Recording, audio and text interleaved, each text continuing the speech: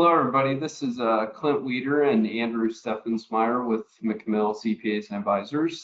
Today, we are going to be talking about another acronym in the accounting and tax world, in the legal world, honestly. It's called BOI or CTA, as you can see on my PowerPoint here. We're just going to be talking about some of the rules with the new legislation that has passed a few years back, and now it's finally coming to a head to where we do need to act if we have any entities, which we all mostly do on this call, and a lot of our other clients do as well. So yeah, we're happy to come to you today. We were hoping some of this BOI and CTA legislation would disappear, but it hasn't so far, and it's been tested in a few court systems, and here we are. So just wanted to go through everything with all of you today.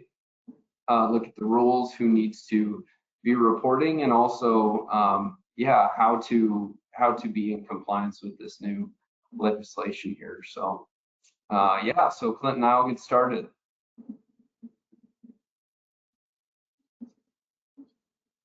So again, here is just our agenda. Again, we're just going to go through the background of the law, any deadlines that clients will need to make, who needs to file. So really, it's the first test is, does your entity need to file this form?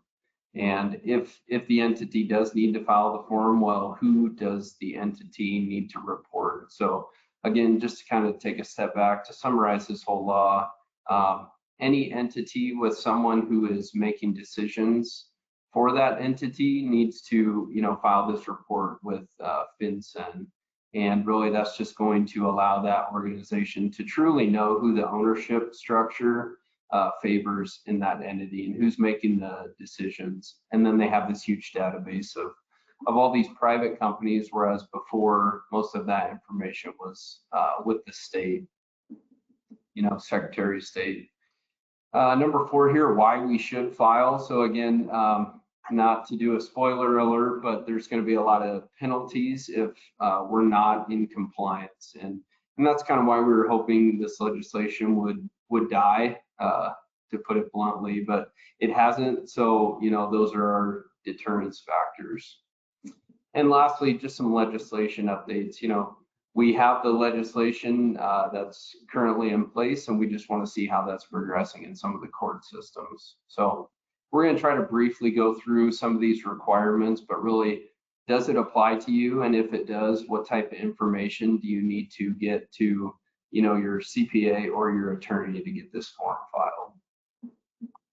So I'm going to take you through about the first 3 or 4 slides here. So again, the prior law is really looking at, okay, before this BOI or CTA legislation, what did you have to do to register your entity? And really that came down to, there really wasn't a whole lot of disclosure that you had to, send to the state. And really the state was the only entity that you had to send that to. So, minimal disclosure, and really you had to send in company name, your agent name and address. And, honestly, that's really all you had to do to register an entity with the state. And so here we come to, our current state. So, this has already passed, 2.5, 3 years ago in 2021, this, Corporate Transparency Act, that's the CTA acronym, that was passed. And so they had given us a couple years to be in compliance with it. And finally, it's coming to a head. So now these are, we'll get into some due dates, but the end of 2024 is when we have to have these filed. So again, this is just meant to, if you look at this slide, increase transparency of private company ownership and just reporting that ownership. So again, current law, why do we even need to send this stuff in? It seems like Big Brother just needs some more information, and that's kind of how this looks. So it's a lot of privately held companies. We're disclosing who those owners are, who's making choices in those companies, and again, the last bullet item in here, it's supposed to be a confidential, secure, non-public database. So we have to put our trust in these, in FinCEN, which is that entity that's compiling all this information. just have to put some trust in there that, there are some rules and regulations on who can use this information. So, and that's what we'll go through next on this next slide. So again, these are the types of places or types of agencies in the government, and mostly federal governments who can use this information. So again, it's meant to combat money laundering, illicit activities, terrorism, that sort of thing. And so, there are a lot of important agencies on here. Our federal agencies, national security, law enforcement, financial institutions on that fourth bullet item, subject to the consent of the reporting company. So, if it is a private institution, financial institution that's trying to use it, there is some consent required to pull that information. And also just regulators of those financial institutions. So, if we take a step back, it does seem like Big Brother needs a lot of information, but a lot of the reasons for having this information is rooted, is meant to help us. And so it seems like just more regulation, but it does have some merit. And so really this is where the rubber meets the road, so to speak. So our reporting deadlines, and so there's three different buckets. So if we've had an entity in place prior to 2023, those companies that are in existence have until January 1st, 2025 to get that first filing done. And so if you decide that you are an entity that needs to report, FinCEN will go through how to file those and who you can contact to file those. But FinCEN has a website where each entity, whether it's an LLC, a corporation, S corporation, C corporation, essentially any entity that had to register with the state will have to submit who their beneficial owner is, who's making the choices. So each entity, no matter how small, and if it's currently in existence, will have to file by January 1st, 2025. And so as we go through the next few slides, Clint will talk about some of those penalties associated with it. But that's the biggest one. Any entity needs to file by the first of the year, this upcoming January. And any, if you're wondering if you had an entity start in 2024, this is that second bullet item. So anything put in existence after January 1st, 2024, we have 90 days to file this initial report. And that third bullet item, this is saying starting in January 25, they're kind of shortening our window here. If you create a new entity, you only have 30 days to file.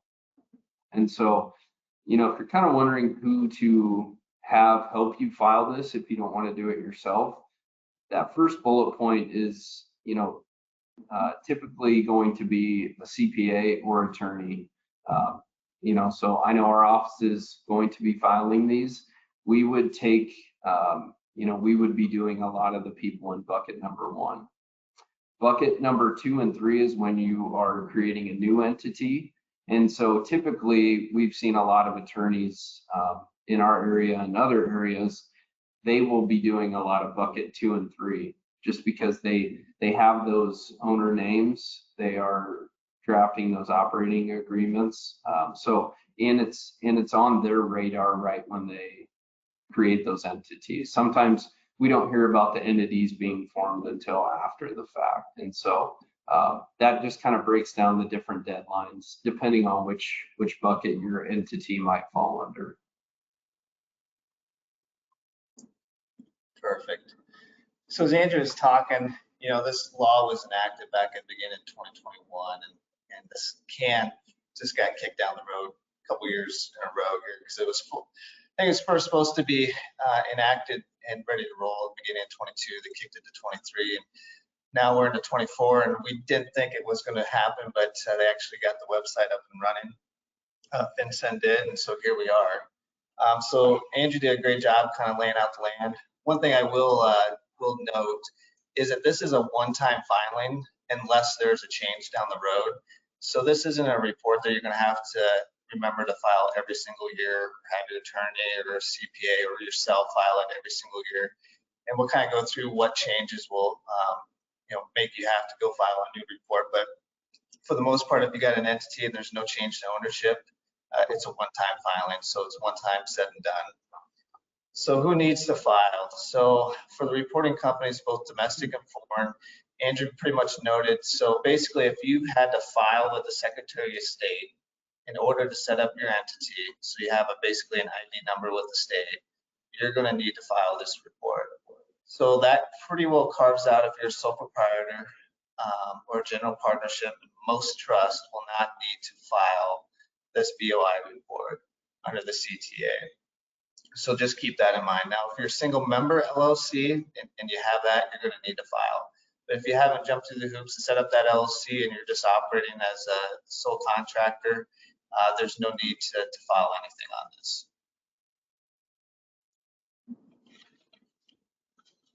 All right, so we'll kind of breeze through these. There's 23 exemptions that are out there that don't require you to need to file this report. The first one takes a look at your prior year, and you can go off your prior tax return to figure out the gross receipts. But essentially, if you're a larger company, so 20 or more full-time employees in the U.S. and had 5 million or more in gross receipts in the prior tax year, you're excluded from this. You're exempt. You don't need to file. So that carves you out.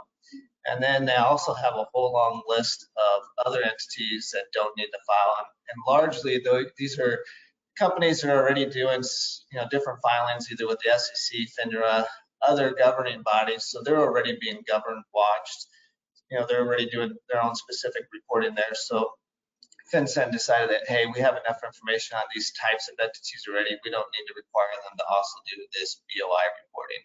So governmental authorities, banks, all those insurance companies, public accounting firms, anything else like that, those are pretty well carved out.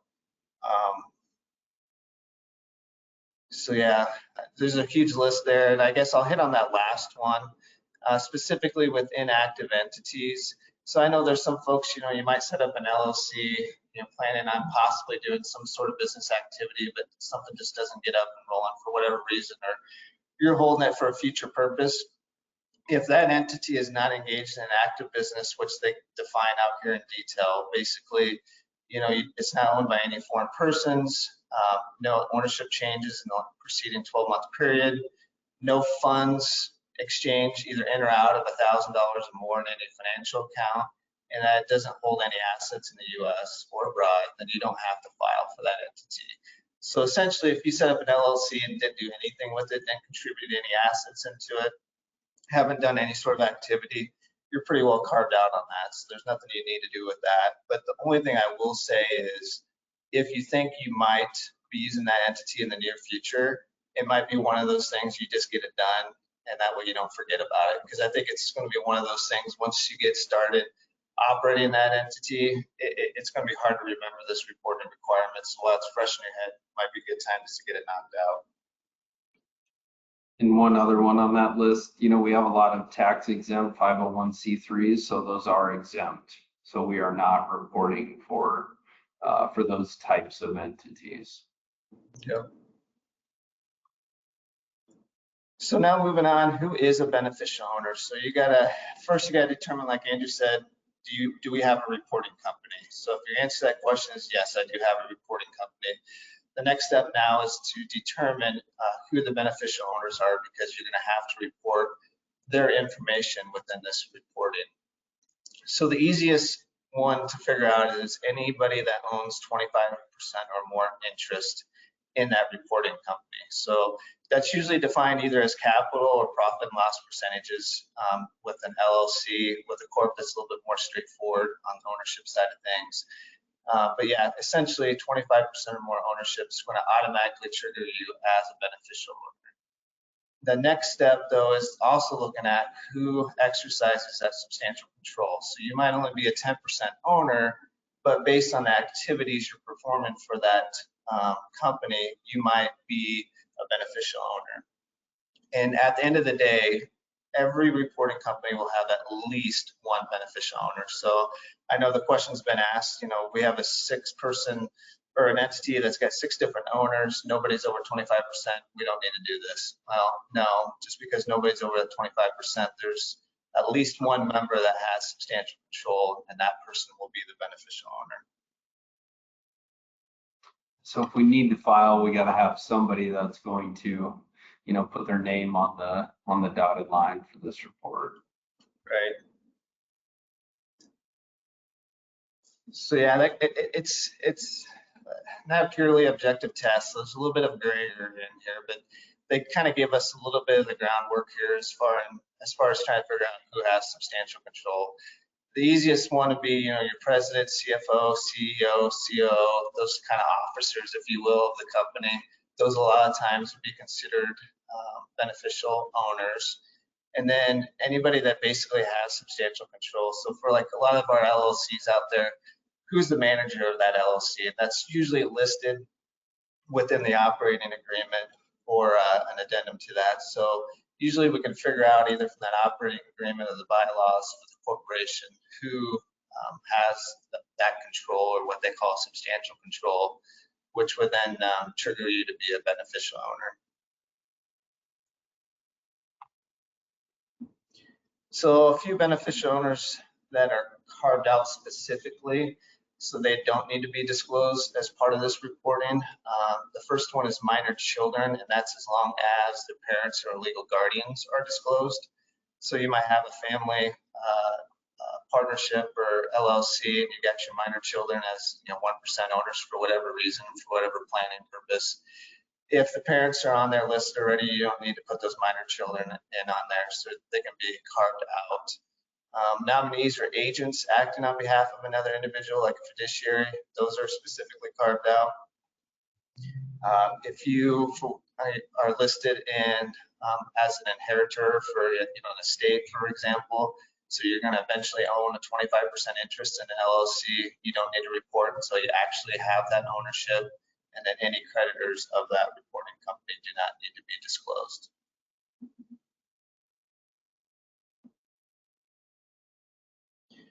So moving on. So once you get in there, so now you've A, determined you got a reporting company. B, you've determined who those beneficial owners are. So this third step now is what to report. So on the company side, it's pretty straightforward. Legal name, and then any doing business as names, DBA names, are going to need to be included. The address will be included. The jurisdiction of formation, registration, most of the times it's going to be here in the state of Nebraska for most of the companies we work with. And then the unique identification number, and for most of the times it's going to be the federal EIN. So then moving on to the beneficial owners, there'll be just a little bit more detail here. So you're going to have the full name, date of birth, address, the unique identifying number. And for most folks, they'll be using their state driver's license. So that number on your state driver's license starts with an H or whatever letter, then the numbers listed after that will be included. And then the final step is you have to upload an image of that unique identifying document that usually has a picture of you on it. So you put your state driver's license in that case. That's the most common one we're seeing people use. You could also use your passport, would be another one, but it seems like the state driver's license, the easiest and most straightforward one to go with. So what must be reported and when? So there's going to be instances where you have an individual that owns multiple LLCs, let's say, and instead of having to go in there in each one of those reports and having to put in that information for name, social security number, date of birth, all that information for that reporting person, you can actually have that individual apply for a FinCEN identifier. So then when you go into each of those company reports, you can just put that FinCEN identifier number in there, and that will take care of that individual. So that one will be pretty well straightforward and helpful for those with multiple businesses. After it's obtained though, you just gotta be careful if there's any changes to that individual. Say if you move addresses or whatever it might be, change your legal name, which won't be, that could happen with marriage or anything like that. You'll need to remember to go in there within 30 days and change your information underneath your FinCEN identifier. So that's just one more thing you're going to have to keep track of, though, if you do apply for that FinCEN identifier.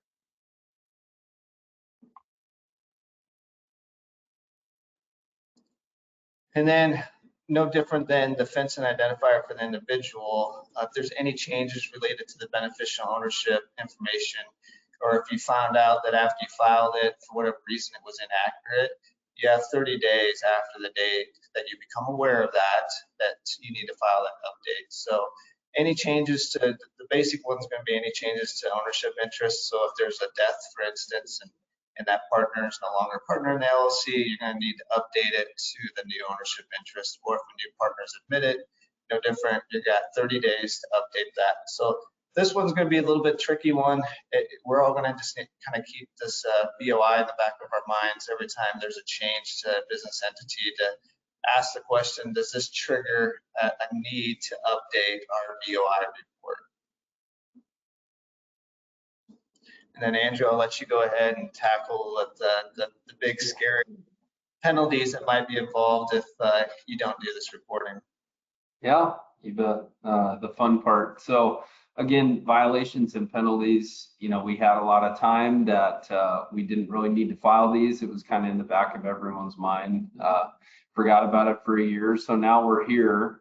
These are the penalties. So again, a lot of money and some prison time. So it just says $500 per day for a willful, failure to comply, and then a $10,000 fine. That's the maximum, and 2 years in prison. So again, they're going to make us do this. So, we're just trying to get out ahead of it. And then also, the second bullet item, improper disclosure, or if we're, not putting the right name, et cetera, a little bit heavier of a fine, more prison time, et cetera. So again, this is we just need to get out in front of this. And really, if you're wondering if this applies to you or not, we have a lot of clients where they'll have an operating entity and a rental LLC, or that person, if they have a side business or a farm, there might be a Schedule C. If any of those have a document that you had to file with the state to open that entity, we have a filing requirement. So it's not going to be rare that our clients have to file 1 to 3 of these, depending on what the situation is. So this will apply to a lot more people than they probably hope or wish. So. And I think they're really trying to make these penalties really stiff up front just to get better compliance out of it. It's a new thing, and if it wasn't these big heavy penalties, a lot of people just might brush it off and not do it. It's going to be easy, I think, for most attorneys when they're setting up these new businesses. It's just another item on their checklist for business formation that they're automatically going to file that initial BOI report for that new LLC in that example. But to get all these prior LLC corps, everything to get the initial report done, I think they looked at it and said it's going to be hard to get people to do it. So this is one way they're just trying to scare people into doing it, I think. So I won't be too concerned about these, but they're out there and they can go out and enforce them. So just get it done. And I know a lot of other countries are already to this point to where most of their entities are already in some sort of database. So we are one of the last movers, which probably doesn't surprise you, but that's kind of where we're at. Our government moves slowly. Sure does. And then lastly, just some litigation, I guess. So, that's why we were saying we hope BOI went away. There was just, as you can see on the slide, like in Alabama, federal district court just said this was unconstitutional. FinCEN is going to fight it. And, essentially we thought it was going to go away, but it hasn't gone away yet. So we just saw the penalty slide. So now is the time to act. So, at this point, middle of July, we have 5.5 months to get these filed. And so this is our message. Let's just get these done for all our entities. And these are just a few useful links. So we'll send out a recording of this webinar to everybody so you have it and put it on our website. But again, let's just make sure we get the correct information. So Clint went over the slides of what the entity needs to report and what those beneficial owners need to report. And your options of having this report filed would be if you want to self-prepare it, if you want to have your CPA prepare it. I know we are prepared to do these filings for clients, or also attorneys are offering this service. You would just have to see if your attorney is going to offer that. And then again, get all of those pieces of information to whoever is going to prepare it.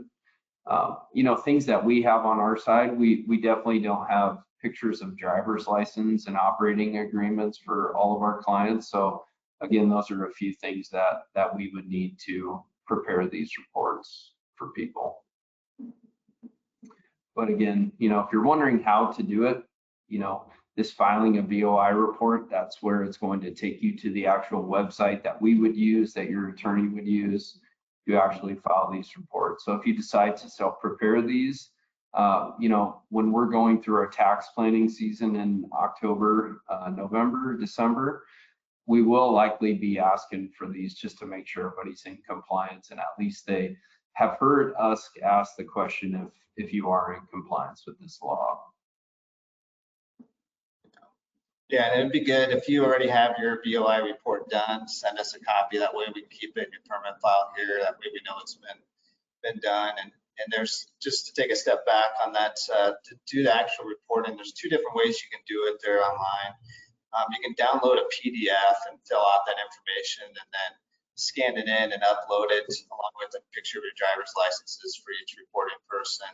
Or there's an actual just online application, if you will, or reporting where you can just fill everything in online, drag and drop in a picture of the driver's licenses for anybody you need, and then submit it that way. And then you can download a copy of the report for your file. And then, like I said, I recommend you give us a copy of that as well, just so we can make sure everybody's in compliance and is covered there. And as Andrew said, you know, the three different ways you can do it is do it yourself, have us help you, or have the attorney help you. But the main purpose of us coming to you today is, you know, one, this is due at the end of the year, so we just need to make sure you're aware of it and that we get it accomplished by then. So we just want to be that resource for you to let you know what's going on here. It's still out there. It's going to need to be done, and we're here to help you if you need us. Yep. And lastly, you know, again, we'll be sending out a recording and also just an email blast. If you want us to prepare this for you, just let us know. There will be some information we need. Otherwise, yeah, just a friendly reminder to get this done. We don't want any of those penalties happening. And I should have said at the beginning, if you had any questions, feel free to send them through the chat. I don't see any questions yet, so Andrew, you must have hit everything to the T. Nobody has any questions, so you must be good. Yeah, I don't see any either. Again, you know, everybody has our email addresses. They're on these slides. So if you do have questions, just reach out. I'll check it one more time here, but otherwise, yeah, looks like we're good. So, well, yeah, thank you for listening here, and hope everybody has a good day. And yeah, I look forward to helping you out. Thank you. Thanks, everybody. Have a great rest of your summer. It's slipping by us fast. Enjoy it.